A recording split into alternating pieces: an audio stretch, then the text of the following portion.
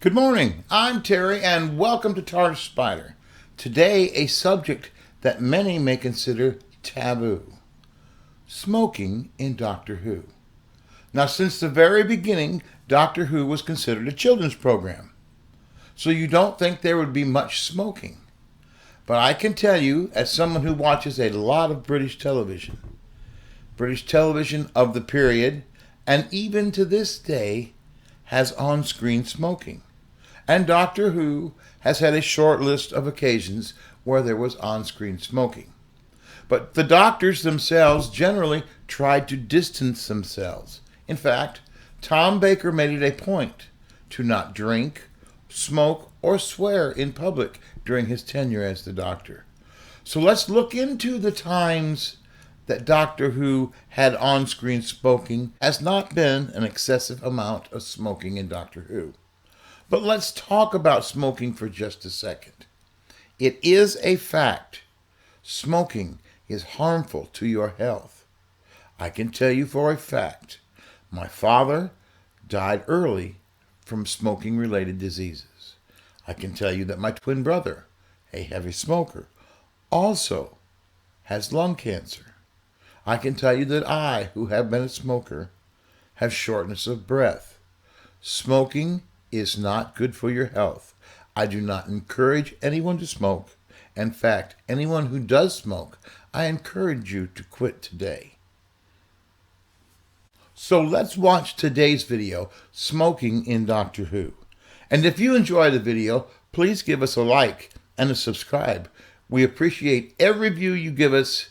So let's watch today's video. In 1963, in the second ever episode of Doctor Who, the Doctor is about to light up his pipe when he is attacked. Maybe he's figured out this is not a good idea, for the Doctor will never smoke again. Before he's murdered, the last thing government scientist Arnold Farrow does in Planet of Giants is explain to businessman Forrester why his application to market a new pesticide cannot go ahead. The penultimate thing Farrow does in the scene is smoke a cigarette. He very nearly lights it with a miniaturized companion, Ian Chesterton, who's gotten stuck in Farrow's matchbox. Had the story not been edited down from 4 episodes to 3, there also would have been a scene in which Ian and Barbara are consumed by clouds of cigarette smoke. The Gunfighters is set in the Wild West, with saloon bars and tobacco-chewing cowboys. The face of lonesome gunslinger Johnny Ringo is revealed in the 3rd episode as he leans forward menacingly to light his cigar from a saloon bar lamp. He's dead by the end of the story. A consignment of silks, brandy, and tobacco is the last thing Samuel Pike's smugglers ever smuggle. By the end of The Smugglers, they've all been shot.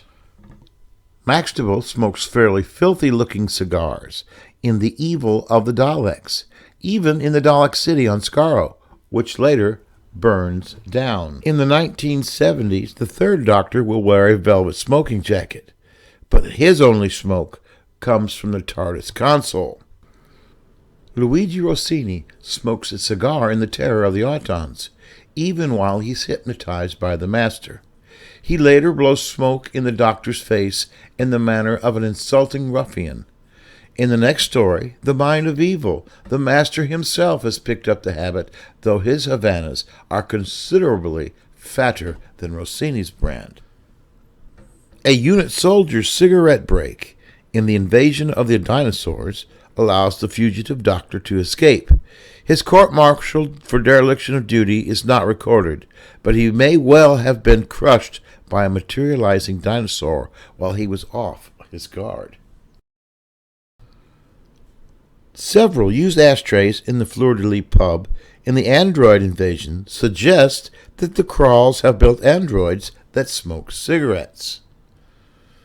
Eccentric flower artist Amelia Ducat smokes cigarettes in The Seeds of Doom, but does so delightfully. Victorian adventurer Henry Gordon Jago and Professor George Lightfoot smoked their way through the fog of London in the talons of Wen Chiang. The rooftop where the gatherer Haid is thrown off in the Sunmakers is littered with cigarette butts, probably because the real-life location was a tobacco factory in Bristol. The Countess in the City of Death smokes using a cigarette holder, but does so with elegance and beauty, probably. In Resurrection of the Daleks, it opens with a man pausing to light up in a various warehouse door. He's immediately killed by a stray shot during a passing massacre. When the action moves to Davros outer space prison, the crew of the dilapidated space station, almost all, are smokers.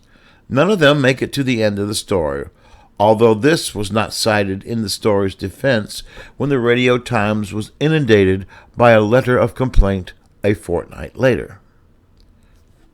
Winston Churchill's iconic Cuban cigar makes it into Victory of the Daleks, despite stringent rules about that sort of thing appearing on television. Matt Smith's doctor waves the smoke away, and later he refuses a cigar. These are just a few of the examples of smoking in Doctor Who.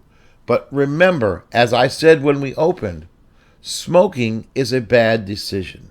If you're a smoker now, please consider stopping. If you're not a smoker, please never start. So enjoy your journey through time and space. Stay safe. Take time to social distance. Wear a mask. Love your friends. Love your family. And don't forget, don't smoke, please.